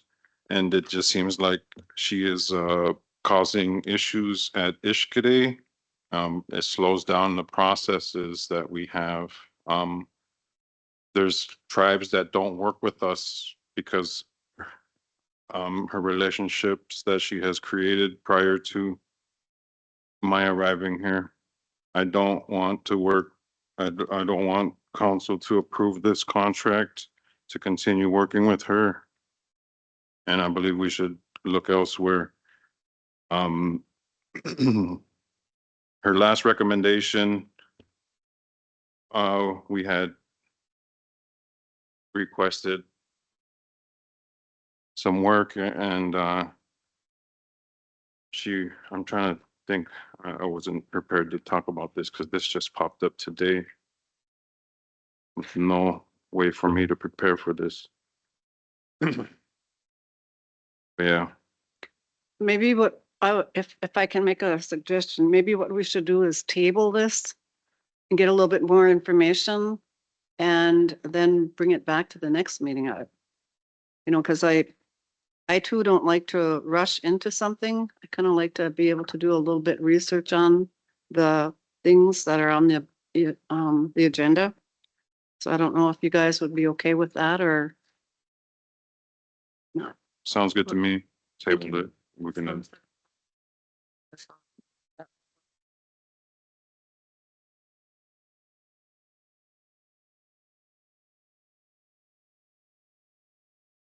So I would like a little more experience. yeah. Yeah, and the last time that we approved it, I didn't know it was her contract because it was like, even at that time, I knew that she wasn't providing the services that we needed. So, ask for a motion to table. I'll move. Moved by Janelle. Do I have a second? Second by Millie. All in favor, say aye. Aye. Any opposed? Any silent? Motion carried. Next up, we have a discussion on the VFDC. I know we had touched on it earlier, but if you go up to my office, I have 3 Post-it notes on things that I wanted to accomplish in my term here. One of them was creating a board of directors to oversee the enterprises, because even though I have the best intentions and I'm not a business person. I don't have a background in business, and, running multi-million-dollar corporations is, it'd be fun, but I don't have a background to do it, and I want the best for our band. So I believe that having our businesses run by people with business backgrounds would be the best thing for the band. So if you go up to my office, there's 3 things I wanted to accomplish in my term. It was a board of directors, a process for band members to put in complaints without feeling like they're going to get retaliated against, and then requiring a high school diploma in order to receive your treaty check. So those are like 3 of the things that I wanted to do.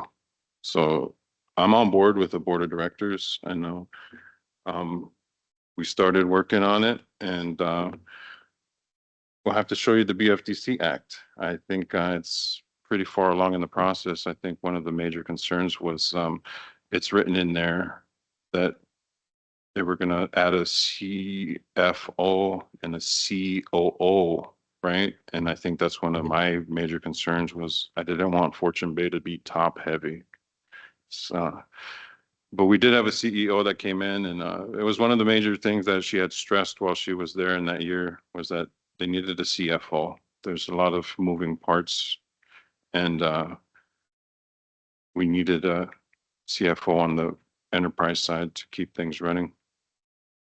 And it was met with resistance from council, including myself, because I don't want Fortune Bay to be top heavy. If you go to Fortune Bay, you can talk to the employees, and everybody on the front lines is like, man, we're short, but you go in the back and there's always people back there. They don't look too short back in the admin, so I've never wanted to make it top heavy or fill up the admin, but I think that was one of the major contentions or resistance, or why we didn't have it passed at this point. But I think if we can look at it, I think it's a need that we need over there. And I think we're pretty close to, it's still in it.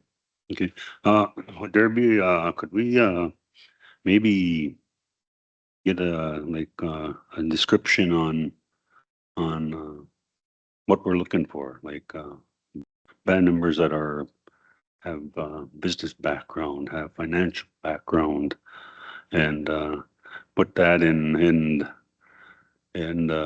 description, like a job description, like they're applying for a position for the board of directors. And I know at one time we did have a board of directors prior to them being removed or dismantled back in it was like 2014 or 2012 or something like that. And but we had a good board of directors at the time, and it was made up of band members that came from a financial background, business background, and they would have monthly meetings where everything was presented to them, and they would take action. And the tribal council would attend all the meetings at Fortune Bay when they had them.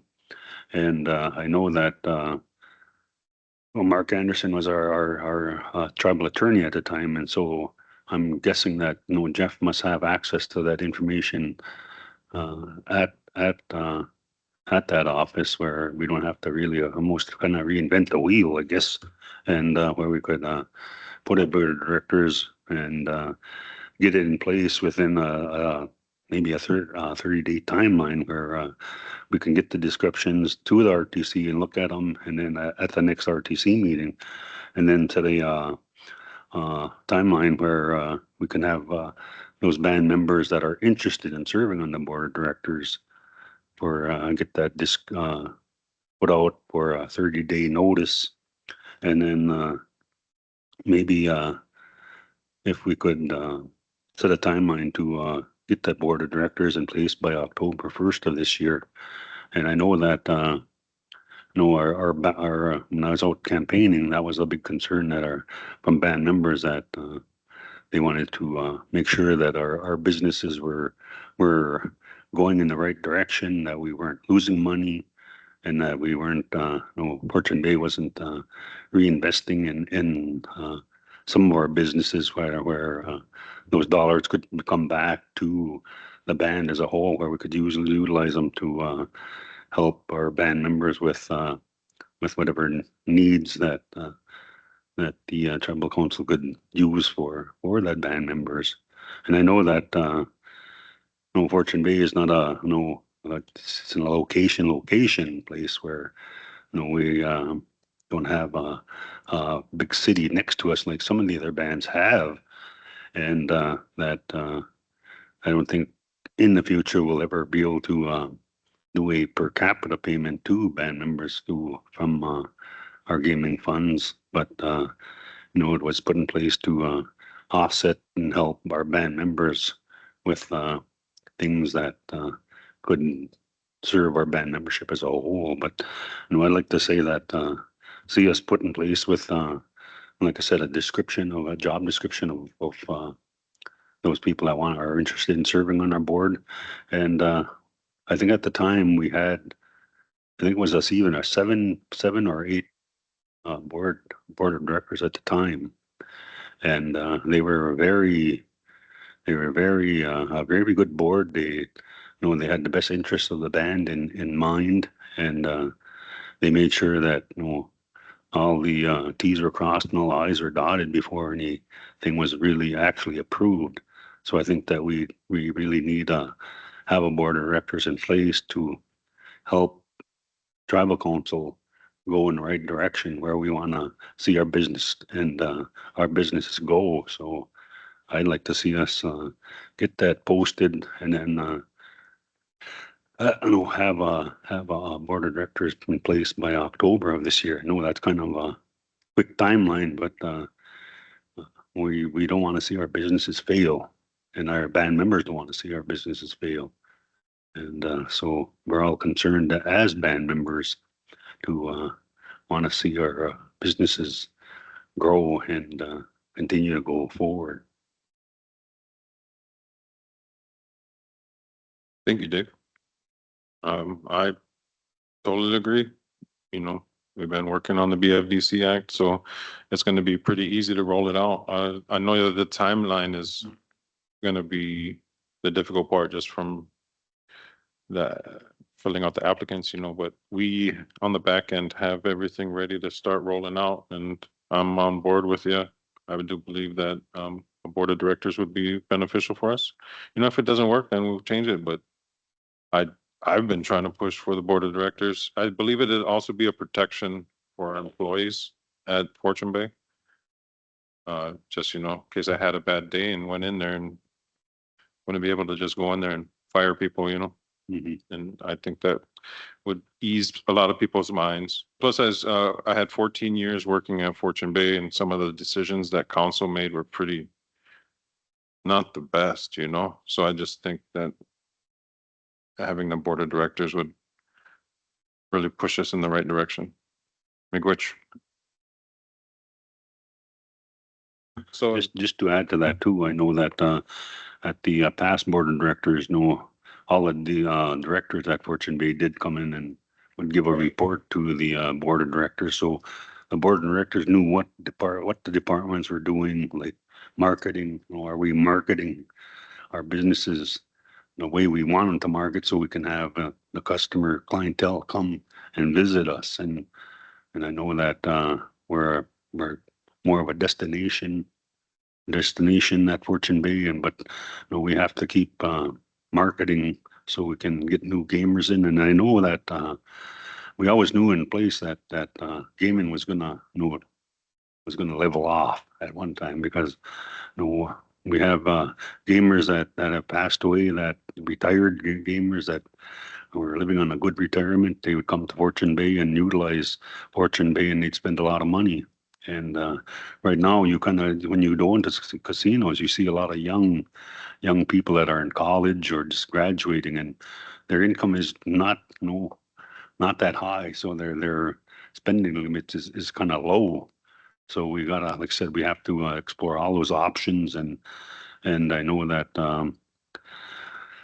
that the miners, and I know there's a thing out there that about mining, the mining issue, and what it's doing to the land and the waters and things like that. But you know, the miners, you know, them guys have some pretty good incomes, and they struggle too. They get laid off. There's layoff periods that come up once in a while, and so they got to kind of cut back on their spending. But you know, those miners, you know, you do utilize Fortune Bay, and but like I said, I'm not trying to promote mining right at this time. But again, I think that getting a board of directors in place that will keep a little distance between, you know, the RTC making, you know, the decisions, and they can come back with suggestions and recommendations on what they would like to have the RTC approve. And so I think that would be a really good idea to get a board of directors in place and oversee that operation, because you know, that's our baby. And it's been, you know, it's been in place for many years. You know, I know in October they'll be having the anniversary for when or how old Fortune Bay is. But you know, it's starting to grow, and we cannot jeopardize that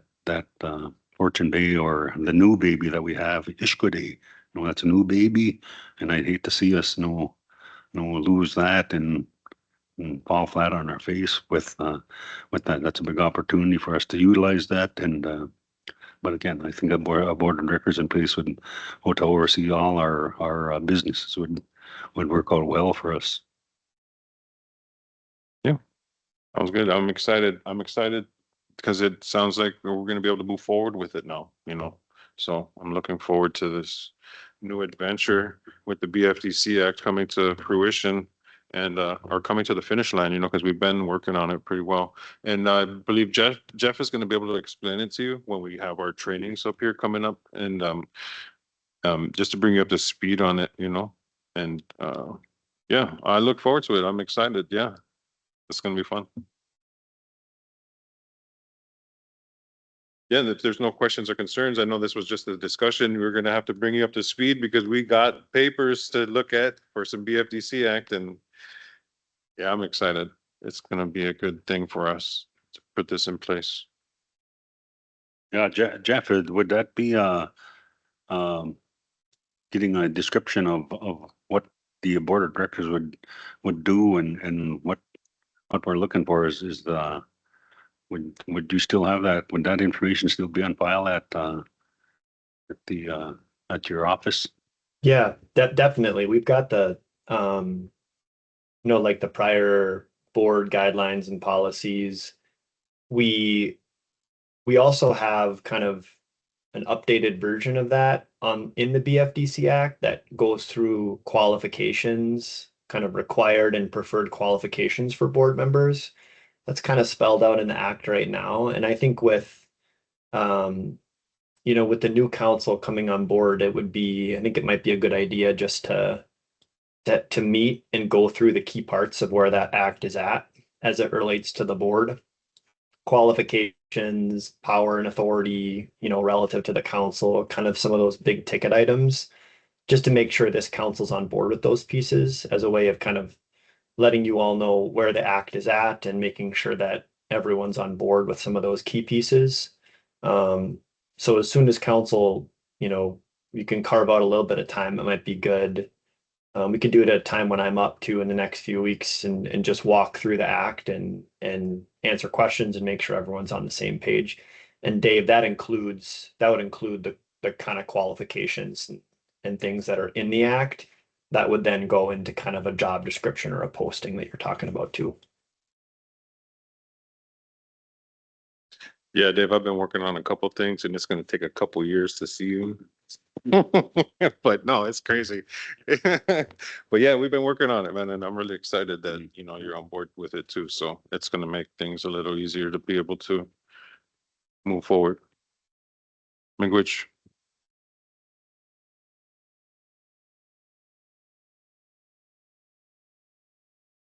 Did I pass? Is that it? If there's no questions or any, ask for motions to adjourn.